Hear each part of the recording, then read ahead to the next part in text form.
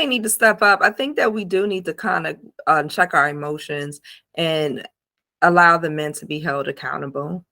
Um, and I don't know for certain, but is visitation order like dependent on the child support order? You know what? Normally they do come hand in hand, but I think that once you try to get a visitation order together, I think that's gonna then trigger a child support order. But whatever it is, we have to figure out some type of agreement to where the male can be held accountable and have a solid functioning relationship that is healthy for all the parties there for the child to thrive. Like specifically the child to thrive, but everybody in that relationship should be thriving.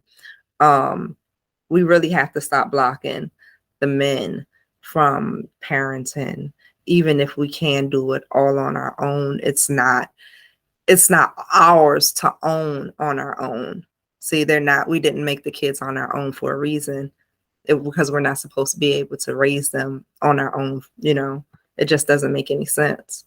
No, it doesn't make any logical sense, or just any Mm, in general, it doesn't make any sense. So it takes two to tangle, so it's going to take two to raise this baby. Now, absolutely. now here's a question I have for you. What do you feel about when I hear guys say, "Man, I won't be no child support. I can just go ahead and give her some money here and there. I don't know why she got to take me down to the man and get me on child support." So what do you feel about guys that say, "I shouldn't even have to be on child support. I should just be able to pay her out of my pocket"? If you were actually doing that responsibly and consistently without any bullshit in between, then most women are very logical, right? Hmm. And if you was giving her something that was a sensible amount and you were consistent and it did not have any strings attached, then you probably would not have found yourself in child support court. The problem is that the men are lying, their money has strings attached to it, and it was probably not consistent. And Yeah. that's what got them in child support court. And that's a fair game because the children's appetite is very consistent. The roof over their head needs to be paid very consistently, and BGE is going to come knock on your door and collect their money very consistently. And there's no strings attached to that other than they're going to send you a service and they want their money when it's all said and done. So the strings attached and the inconsistency, yeah, you have to create a situation where we take those things out of it so that we can protect the child and self. Because if we create a situation where we're one's giving and the other person's receiving funds, right? And let's say you feel like you're giving me too much. Um, well, I don't feel like you're giving me too much, but you feel like you're giving me too much. So who is then to say how much is to then be given? Do you just give me how much you want to give me this month or that month? Like, who's calling the proper amount here? And then how do you ever create stability out of something that you're questioning over and over? Is this, I feel like I'm giving her too much. I shouldn't be giving her all this money. Huh? Okay, to take your ass to court and let somebody who is a neutral party tell you exactly how much money you should be helping to support your child with, and then be okay with that.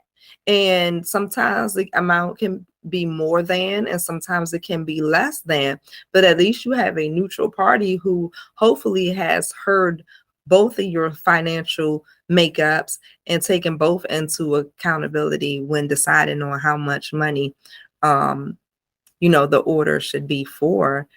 And there's always more alternatives to the traditional monthly child support orders. There is a joint custody.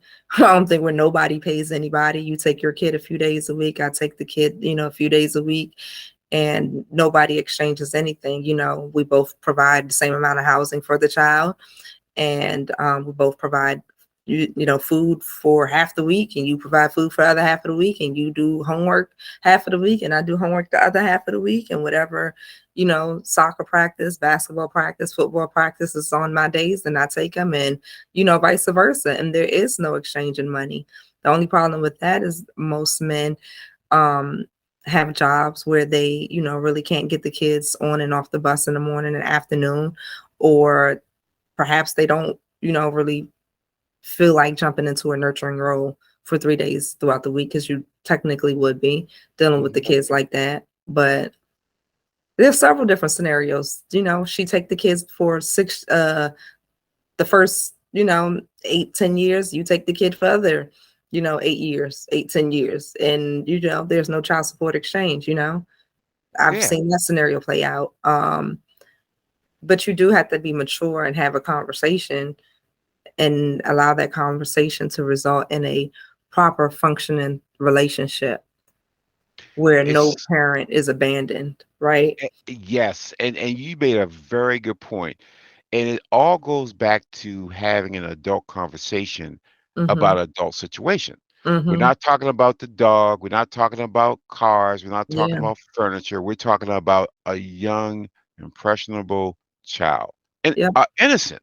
Yep. So you have to understand that what you do or don't do ultimately affects that baby.